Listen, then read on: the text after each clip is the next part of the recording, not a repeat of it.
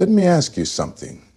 What happens when the most powerful nations on earth set their sights on crushing a single country? When billions of dollars are spent, alliances are forged, secret operations are executed, and the world's most advanced weapons are aimed directly at one target? Logic says that country should fall, its leadership should crumble, and its people should surrender under the weight of unbearable pressure. But what if it doesn't? What if, against every prediction, against every calculation, that nation stands tall year after year, storm after storm? This isn't just a story about politics or international conflict. This is something much deeper. This is about the power of faith over force. This is about how a nation deeply rooted in its history, culture, and unshakable purpose became living proof that no amount of military pressure, no amount of economic sanctions, no amount of covert sabotage can break a people who believe in something greater than fear itself. It's not about missiles, it's not about money, it's about soul. It's about a belief system so deeply entrenched that every attack only fuels more unity, more resilience, more strength. Stay with me. Because what you're about to hear isn't the version told in headlines. It's not the narrative you've been fed by politicians and media outlets. This is the painful truth, the hidden reality behind why Israel and America failed to break Iran. And by the time we reach the end, you will understand why, throughout history, faith has always remained the most powerful weapon ever known to man. For decades, the United States and Israel have deployed some of the harshest sanctions and isolation tactics ever witnessed in modern geopolitics against Iran. The strategy was simple: strangle the economy, isolate the leadership, and eventually force the nation to bend its knee. The sanctions targeted Iran's oil exports, banking systems, trade routes, and access to international financial networks. Billions of dollars were blocked. Companies worldwide were threatened with penalties for doing business with Iran, and Iranian assets were frozen globally. The pressure was designed to create internal dissent, economic collapse, and ultimately regime change. Yet, despite this relentless campaign, Iran stood firm. The currency devalued, the economy struggled, but the core leadership and the ideological heartbeat of the nation remained intact. Instead of crumbling under pressure, Iran adapted. The leadership leveraged its internal resources, pivoted to self-reliance, and cultivated new trading partners willing to bypass Western dominance. Throughout these years, Israel and America intensified not just economic sanctions, but also psychological warfare. International forums echoed with accusations, military threats loomed on the horizon, and global media painted Iran as a pariah state. But while the outside world viewed a nation under siege, inside Iran, a different narrative was taking shape. The hardships only deepened the people's sense of resistance. The sanctions that were meant to divide the leadership from its population often had the opposite effect. National pride surged. Many Iranians saw themselves not as victims, but as defenders of sovereignty against foreign domination. Each new sanction became a symbol of resilience, a test of their collective spirit. The leadership understood the psychological battlefield as much as the economic one. They framed the sanctions as an attack not just on a government, but on the entire nation, its culture, and its identity. This narrative resonated deeply with a population that had endured foreign interventions for centuries. America and Israel underestimated the depth of Iran's historical memory, its revolutionary spirit, and its deeply entrenched religious ideology. Sanctions could cripple financial systems, but they could not crush the soul of a nation fueled by purpose. In their attempt to suffocate Iran's economy, they inadvertently forged a stronger, more determined adversary. The very tools designed to dismantle Iran instead became the furnace that hardened its resolve. At the heart of Iran's resilience lies its faith-based leadership, a unique blend of religious authority and political governance that has proven remarkably durable in the face of relentless external pressure. Unlike many secular regimes that rely on shifting political alliances or fragile public approval, Iran's leadership is deeply rooted in a theological foundation that draws its strength from Shia Islam. The concept of wilayat al-faqih, or the guardianship of the Islamic jurist, gives the supreme leader not only political control, but also religious legitimacy. This spiritual authority resonates profoundly with millions of Iranians who view their leadership as divinely sanctioned, not merely elected or imposed. In this structure, political decisions are not seen as mere strategies, but as expressions of a divine mission, creating a sense of unbreakable purpose that transcends material consequences. This religious foundation acts as a powerful shield against the psychological warfare waged by external enemies. While sanctions target financial systems and military strikes aim at physical assets, the ideological backbone rooted in faith remains untouched. The leadership's constant framing of their struggle as a battle between the forces of truth and oppression further galvanizes public support. It transforms political confrontation into a moral obligation for the masses, elevating the conflict to a spiritual plane. The sacrifices made by the population under sanctions, hardship, and threats are not seen as mere economic suffering, but as acts of religious devotion and national duty. The influence of this faith-based leadership extends far beyond Iran's borders. It inspires a network of regional allies who share similar ideological or religious beliefs. Groups like Hezbollah in Lebanon, the Houthis in Yemen, and various militias in Iraq and Syria see themselves as part of the same larger struggle, with Iran's leadership serving as a spiritual and strategic center. This ideological coherence allows Iran to project its influence far beyond its size or economic power, creating a sphere of resistance that often outmaneuvers Western diplomatic and military strategies. Attempts by America and Israel to destabilize or overthrow this leadership fail repeatedly because they miscalculate the depth of its religious legitimacy. It is not simply a matter of removing one leader or party. It is an entrenched system that derives its strength from centuries of religious tradition, martyrdom, and collective memory of oppression. This unwavering ideological conviction makes Iran's leadership not only resilient, but capable of turning every challenge into renewed resolve. While America and Israel concentrated their efforts on isolating Iran diplomatically and economically, they underestimated Tehran's ability to expand its regional influence in ways that bypass conventional power structures. Iran's strategic vision was never confined within its own borders. Instead, it focused on creating a network of alliances and partnerships across the Middle East that would serve as both a shield and a sword against its adversaries. In Iraq, after the fall of Saddam Hussein, Iran skillfully leveraged its religious and political connections to cultivate powerful allies within the new government and among various militia groups. In Syria, during the civil war, Iran became a crucial lifeline for Bashar al-Assad, providing military support, advisors, and financial assistance that ensured the survival of the regime, which in turn preserved a key strategic ally. In Lebanon, Iran's support of Hezbollah transformed the group into one of the most powerful non-state military forces in the world, capable of challenging Israeli military operations and projecting Iranian influence directly to Israel's borders.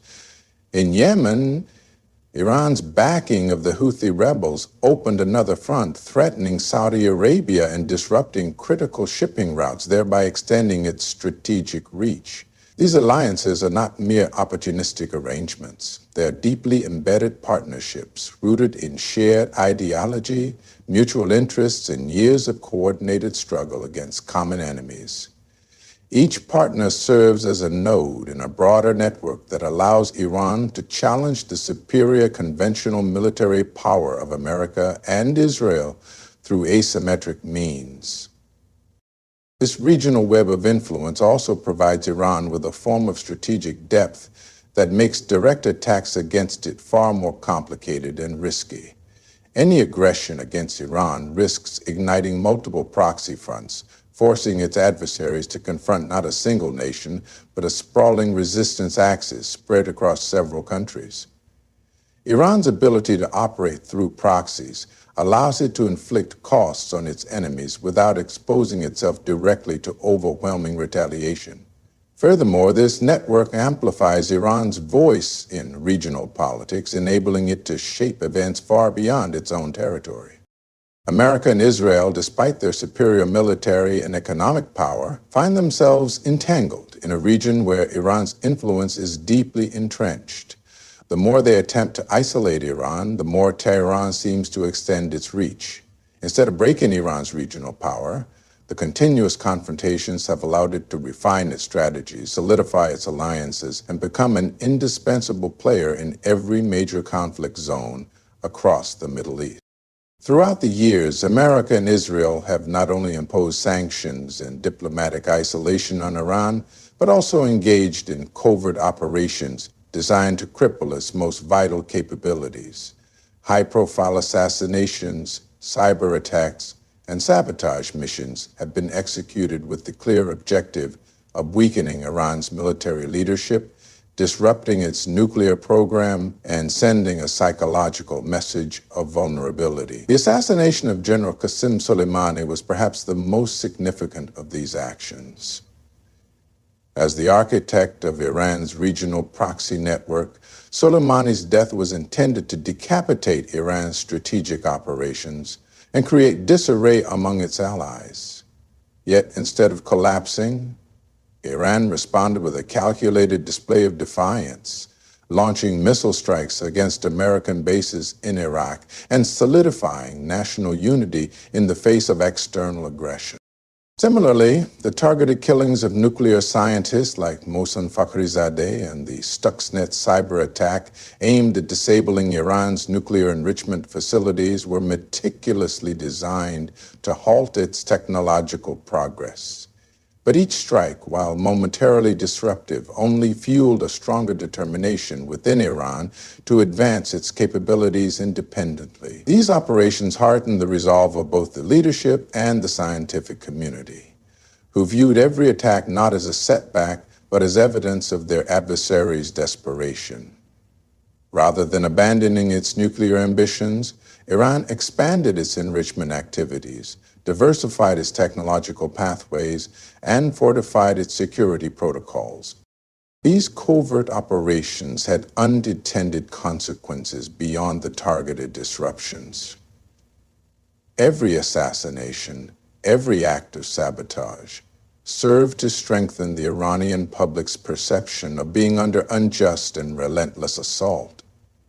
This perception unified the population around their leadership and deepened the collective narrative of resistance against foreign oppression. Far from creating internal divisions or fostering rebellion, these actions often backfired, producing waves of patriotism and martyrdom that reinforced Iran's ideological foundation.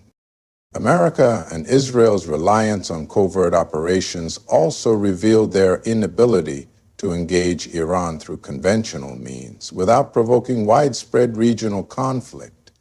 These indirect attacks were calculated to avoid full-scale war, but carried the risk of escalation with every strike.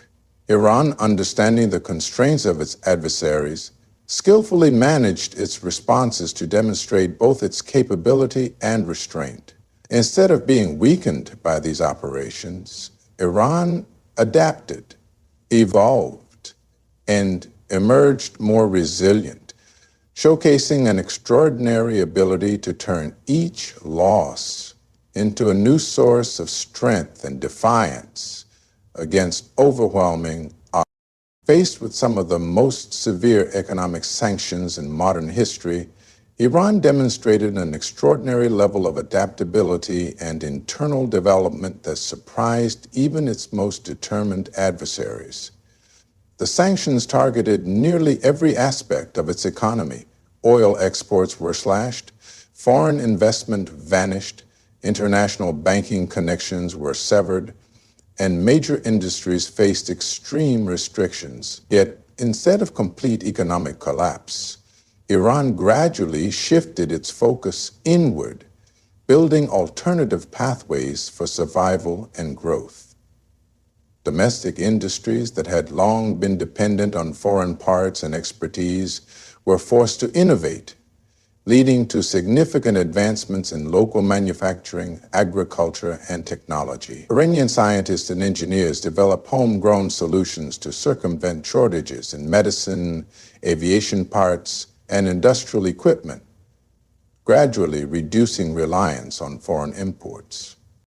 One of the most striking examples of Iran's adaptability has been its ability to maintain and even expand its nuclear technology under heavy restrictions.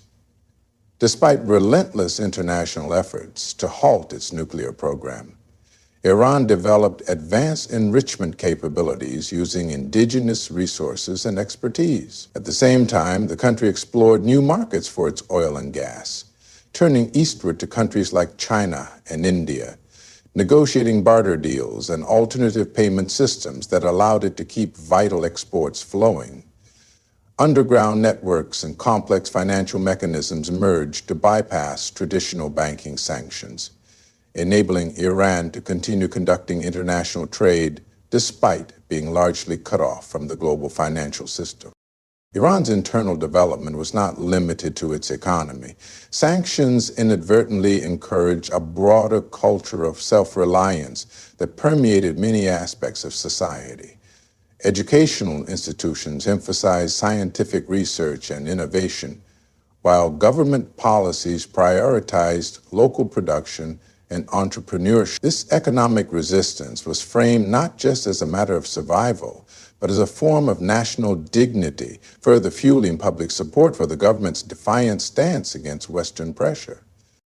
Furthermore, Iran's leadership used the sanctions as a political tool, portraying them as evidence of Western hostility toward the Iranian people, rather than simply targeting the government.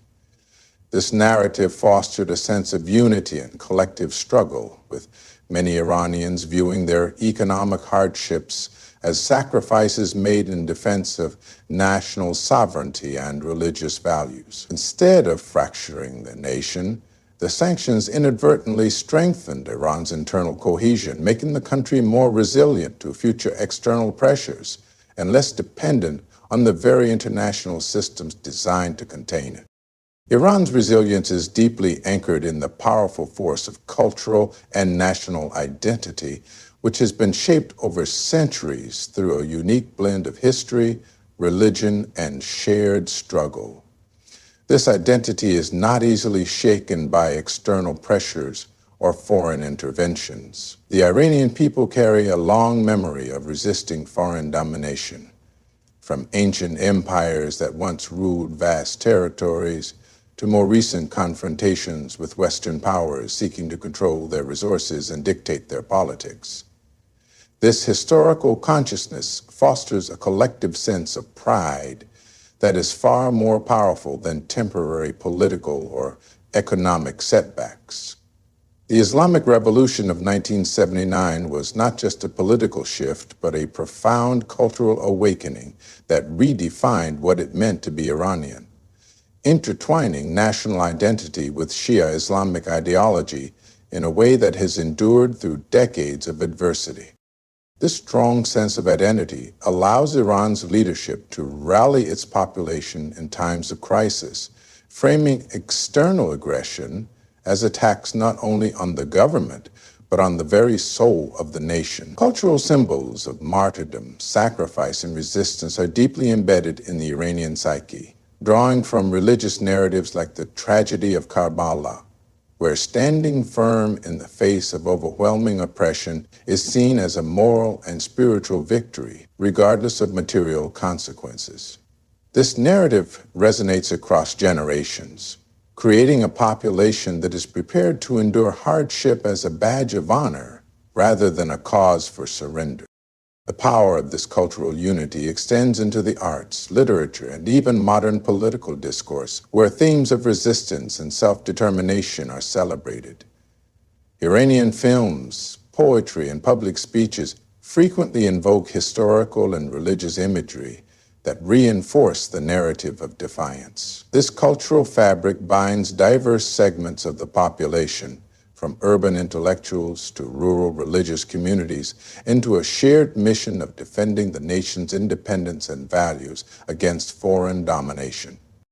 America and Israel's strategies often fail to account for the depth of this national identity.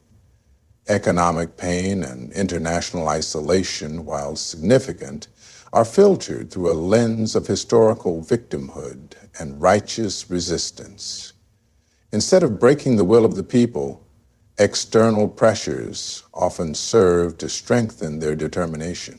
This powerful cultural and national identity transforms every act of aggression into a renewed commitment to sovereignty, making Iran uniquely capable of absorbing external shocks while maintaining internal cohesion and a sense of purpose that defies simple calculations of power and pressure. And so, while the world watched with expectations of collapse, Iran stood firm, not because of military superiority, not because of economic strength, but because of something far greater, the power of faith, identity, and unbreakable will. America and Israel, with all their might, discovered a truth that history has whispered for ages. You can crush a man's body, but you cannot crush his soul when it is anchored in purpose. Iran's story is not one of defiance for the sake of defiance. It is the living testament that force alone cannot defeat conviction. When a nation's people are bound together by history, faith, and sacrifice, no sanction, no missile, no covert operation can dismantle that foundation. The world tried to break Iran, and instead, they witnessed a people who refused to be broken. Thank you for walking this journey with me. May you carry this lesson in your own life, that no matter how fierce the storms, when your heart is grounded in purpose, no power on earth can shake you. Stay strong, stay focused, and always believe in the strength that lies within you. Good luck, and may your path always be blessed.